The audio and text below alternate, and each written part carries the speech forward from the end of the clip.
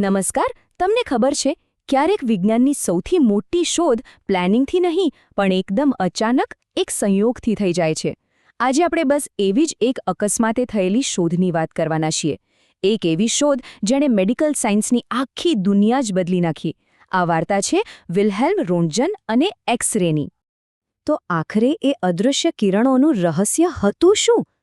વિચાર તો કરો, એક એવું રહસ્ય જેણે એક વૈજ્ઞાનિકને તો હેરાન કરી જ દીધો, પણ આખી દુનિયાને આપણા શરીરની અંદર જોવાની એક નવી જ તાકાત આપી દીધી. ચાલો આપણે સીધા જ પહોંચી જઈએ 1895ની એક રાતમાં. જર્મનીની એક લેબોરેટરી, ચારે બાજુ ઘોર અંધારું.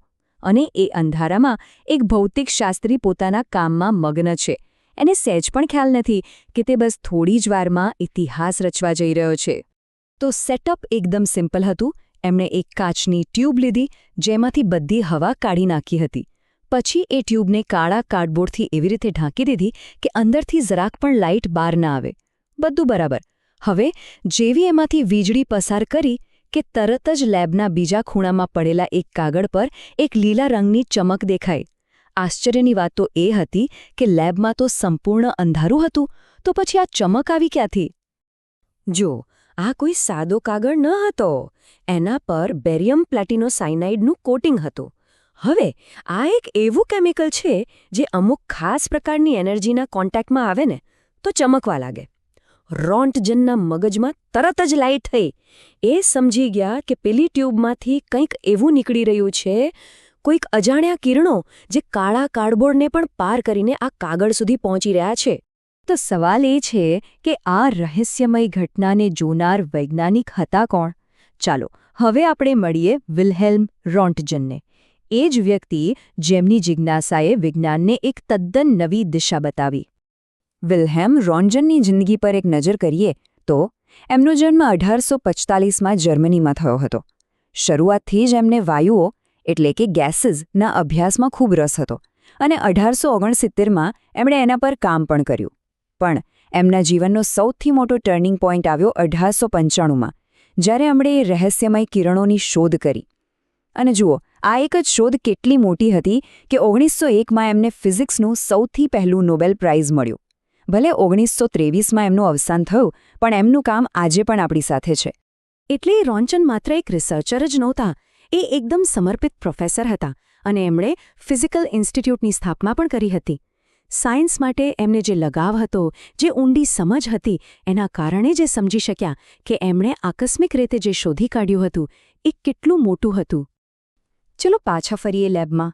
રોન્ટજને આવનારા કેટલાક અઠવાડિયાઓ બધું જ ભૂલીને, ખાવા પીવાની પણ ચિંતા કર્યા વગર બસ આ રહસ્યમય કિરણો પર જ કામ કર્યું. એમણે જોયું કે આ કિરણો તો લાકડા, પુસ્તકો અરે ધાતુના પાતળા પતરામાંથી પણ આરપાર નીકળી જતા હતા. પણ સૌથી મોટો આંચકો તો ત્યારે લાગ્યો જ્યારે એમણે પોતાનો હાથ એ કિરણોની સામે રાખ્યો.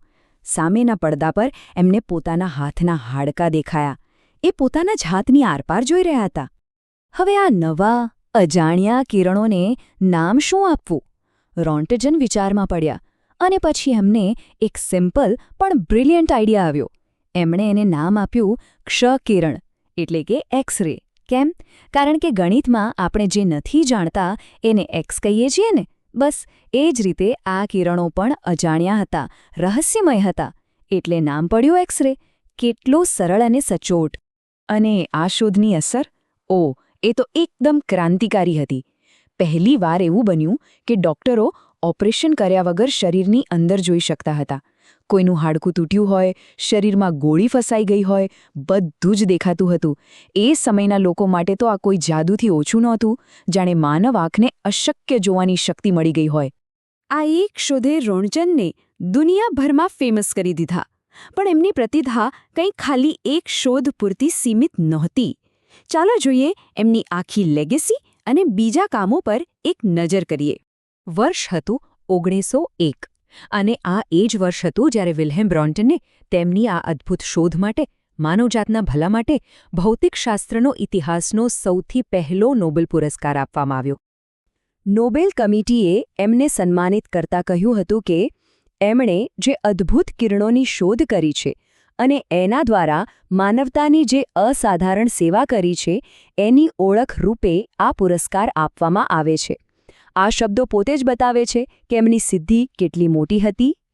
અને આનાથી આપણને ખબર પડે છે કે રોન્ટજન કેટલા ટેલેન્ટેડ હતા. એમનું કામ ખાલી એક્સરે પૂરતું નહોતું. એમણે તો કેશાકર્ષણ એટલે કે કેપિલારિટી પર પણ કામ કર્યું. તમને ખબર છે ને, દીવામાં વાટ કેવી રીતે તેલ ચૂસે છે? બસ એ જ.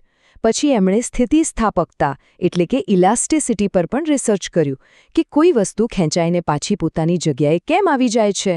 અને એટલું જ નહીં, વિદ્યુત દબાણ એટલે કે પીઝો ઇલેક્ટ્રિસિટી, જેમાં અમુક વસ્તુઓને દબાવવાથી કરંટ પેદા થાય છે. આવા અઘરા વિષયો પર પણ એમણે ખૂબ મહત્વનું કામ કર્યું હતું. તો રોન્ટજનની આખી વાર્તા આપણને એક જ વાત શીખવે છે: જો આપણામાં જિજ્ઞાસા હોય અને આપણું મન ખુલ્લું હોય તો એક નાનકડો અકસ્માત પણ એક મોટો ચમત્કાર બની શકે છે. અને આ વાત આપણને એક સવાલ સાથે છોડી જાય છે. વિચારજો, વિજ્ઞાનમાં આવી બીજી કઈ મોટી શોધો હશે જે બસ આમ જ અકસ્માતે થઈ ગઈ હશે? વિચારતા રહેજો.